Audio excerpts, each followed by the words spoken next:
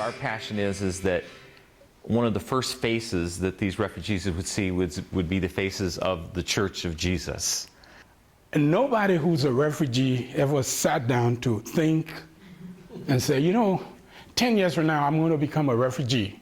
It was out there. I never thought it was going to come to me until that morning when I went to bed, 4 o'clock in the morning.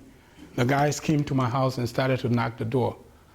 Bang, bang, bang, bang, bang. Tolly Kura, Mr. Kura, we're here to get you. I was terrified. I pulled the identification card out and I said, can I say something? I said, say anything, we don't care. You say whatever you will and we'll still kill you. So I pulled the thing out and it was my identification card. I said, I work for the United States government. If you kill me, they're gonna come after you.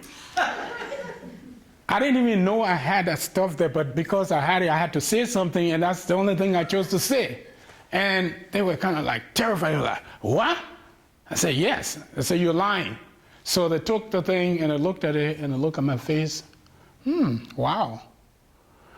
So they kind of got scared a little bit and they went in a little meeting and came back and said, okay, my man, we work for U.S. government, we'll let you go, but you have to pay us $5,000.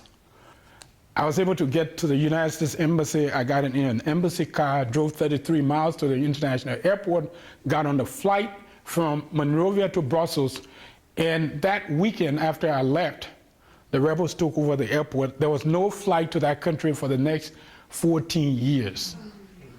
So I was like, I left my house, my guitar was still in my house, my photo album, my car, everything was there. I just left with just almost like a briefcase. I never went back. I committed my life to help refugees, but not just to help refugees because we're talking about less than 1% of the people, but to make sure that we become the peacemaker as the disciples of the Prince of Peace. We can assist refugees today, help them to learn the language, go to school, get whatever they can get from this country in terms of knowledge, and when the wars are over, they go back to their native countries. Khadija was a Muslim woman that came to this country, and somebody had the audacity to tell her about Jesus. She became a Christian here. She got baptized here in Boston. Khadija, after the war in Sierra Leone, left Boston, went back to her country, Sierra Leone.